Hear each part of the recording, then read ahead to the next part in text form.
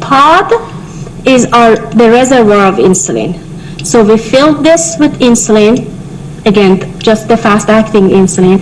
And this device that is called PDM, Personal Diabetes Manager, just looks like a PDA or like a cell phone, is the brain of the pump. So all the settings are in the PDM. The patches or Omnipod is useful because it's more convenient, doesn't have the tubes, so doesn't have the cannula, so it can be worn at some locations at some sites that the other pumps usually are not possible. So a lot of patients wear them on their arms or, as you see, back, flanks, or buttocks. The only downside is that you have to be very careful not to lose the PDM, or some kids break it. But again, this is a very convenient, small reservoir that is waterproof, so swimming, showering is possible. So this was just a very brief review of the pumps. Again, the bulk of our discussion is for CGM, on CGM. Any questions so far? Okay.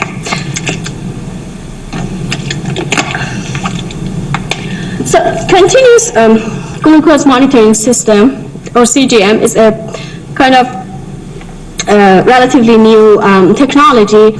As we all know, with the finger stick, home finger stick glucose monitoring, it's possible to get a very good picture of glucose throughout the day. So a good patient who checks 4 or 5 times a day, and you see that most of the numbers are within the target, just one high, we would expect this glycemic control to be a good one, A1C close to target. But unfortunately, if we had a way to see the background glucose, we see that a lot of time, especially overnight, that we don't normally check the blood sugar unless there's a good reason to do that. This patient is running really, really high, but then shoots down low, has some hypoglycemia around early morning hours. You see that the glycemic surge after breakfast was below 200, but here, although there were 2 boluses, but went really, really high. And again, another hypoglycemia. So just monitoring the finger stick glucose, although even multiple times a day, we may not see the whole picture. So it makes sense if we could somehow see all those background glucose levels. As we discussed, the hassles in achieving a good glycemic control, one is that those post-meal glucose excursions, especially with younger patients that tend to get their insulin after they eat. Sometimes those high blood sugars can be as high as 300, 400, though they count the carbs right and the bolus right, but their short-acting insulin is always behind in terms of catching up with their post-meal glucose surge. There are a lot of times that patients are at the danger of hypoglycemia overnight and with exercise, and we are all familiar with 2 famous phenomena, dawn and somoji. So a patient who is high in the morning, the question is he high throughout the night, or there is a hypoglycemia sometime in the middle of the night, and this high in the morning is the body's autonomous nervous system reaction to those highs. So dawn phenomenon basically is physiologic. All of us, because of the overnight surge of counter-regulatory hormones like cortisol and growth hormone overnight, in the early hours of the morning, the blood sugar runs a little higher and the body's a little more resistant to insulin. So that's dawn phenomenon. Somoji is exactly opposite. So these are the patients that actually their bedtime insulin dose, or overnight basal is too much, and they go low in the middle of the night, and the body kind of counteracts and brings the sugar up. So actually for these patients, we have to drop the overnight dose. So the only way to differentiate these two is either to ask the patient to wake up and check a couple times overnight, or if we can actually see the glucose levels overnight. Obviously, young patients, we are one of the big barriers in achieving a good control is the hypoglycemia fear, and patients with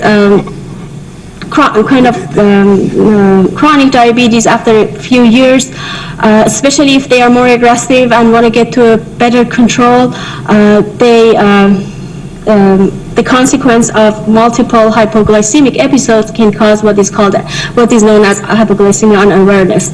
So basically the body is kind of not responding appropriately to the low blood sugars, and this can be very, very scary, especially if it is associated with alcohol, which can also affect the blood sugar, lower the blood sugar more. And gastroparesis, which can be one of the nervous system complications of, again, chronic diabetes, and that can also affect the absorption of glucose and causes like more delayed absorption of the food. So these are some barriers why all the patients that are very, very diligent in checking their blood sugars multiple times a day and giving shots multiple times, do everything, basically they are doing everything right, they can't achieve a good glycemic control. So some of these barriers maybe can be overcome by using the continuous glucose monitoring system. So basically the idea is that a sensor is placed in the subcutaneous tissue, and this sensor checks the blood sugar continuously throughout the day and sends the signal to the transmitter, which can be blind, meaning that the patient just wears the sensor and does not, and they continue with what they have been doing. I just wanted to show you. This is the sensor and the transmitter. So there is a form of the CGM called iPro, Professional CGM, which is basically just for recording the blood sugars, and patient can continue what they have been doing. Just this sensor keeps records of the blood sugars, and later on we download them and we look at them retrospectively and kind of try to analyze them. Also, we can make it the way that the patient is also seeing the blood sugars. So the Minimed has this real-time CGM, which is either combined with a pump or as just separate device called Guardian. Patient gets this monitor and sees the numbers and also the graphs of their blood sugar within the past 3 hours. So the good features of the CGM, other than showing the glucose, is also shows the arrows, which are the trend arrows. So as we all know, one other important factor is how fast the blood sugar is changing. So the blood sugar might not be outside the range at this time, but if I had a lot of active insulin on board and exercise, it can change quite fast and drop to a dangerous level quickly. So these arrows can show that trend, depending on if it's in some monitoring systems, the angle of the arrow or the number of the arrows indicates how fast the blood sugar is changing. So based on this trend, we can decide how to adjust the dose. If there is 2 arrows up, meaning that the blood sugar is going up quite fast, then we usually advise the patient to add to their bolus. So add at least 10 to 20% more to their insulin dose, because the usual bolus probably will not be a lot enough. Of course, in terms of safety, this is a very important, like driving or working with dangerous machinery. This can be really, really useful information. The CGM systems, they all have like some kind of alarms, so we can set them the way that if the blood sugar drops below a certain range or goes above a certain range, the alarm will give us the signal. This is a very intriguing feature, especially for overnight, and especially for the patients who have hypoglycemia unawareness. Unfortunately, in reality, sometimes it's a little bit of nuisance. I have patients that in the classroom, the sensor goes off and the teacher doesn't know what to do. So I think it has to be developed a little bit more to have more flexibility in terms of setting different ranges for different times of the day. But obviously, overnight, this alarm can be a very, very important feature for in terms of safety. And the graph shows the trend of the glucose the past several hours. Very briefly, I'm going to review the 3 FDA-approved CGMs that are currently on the market. The first one, Minimed real-time paradigm.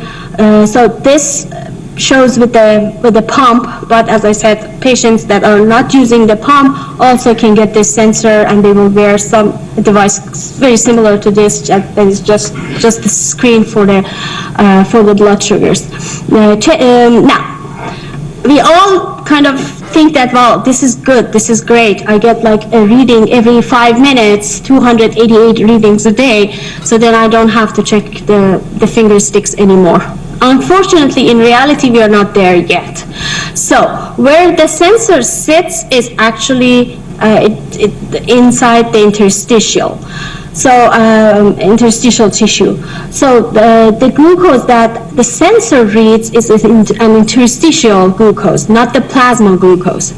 And there is a lag of about 20 minutes between the plasma and the interstitial glucose, especially at the times that the blood sugar is changing quite fast. So because of this lag, this system is not perfect yet.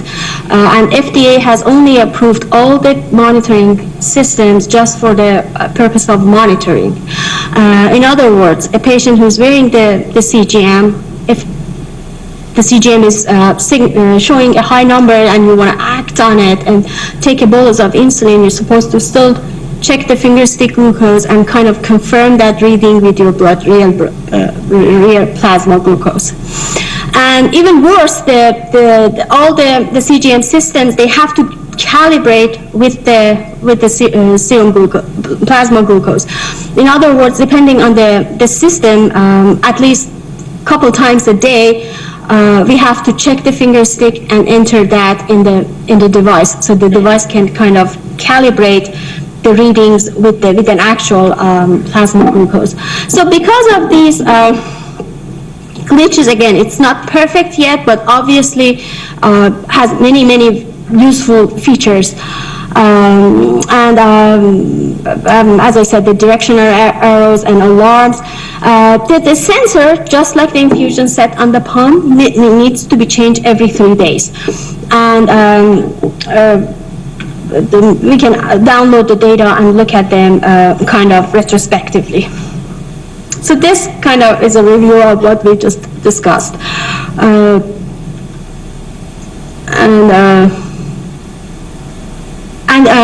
With all the CGM systems, what we have found out that the more that we use it, the better results.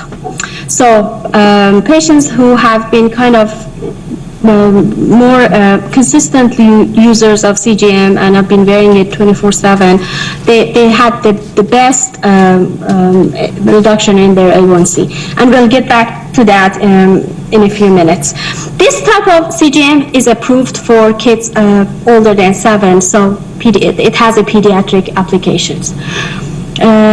Freestyle Navigator looks like this. This doesn't talk to the pump, so any patient with a pump with injections can use this kind of CGM.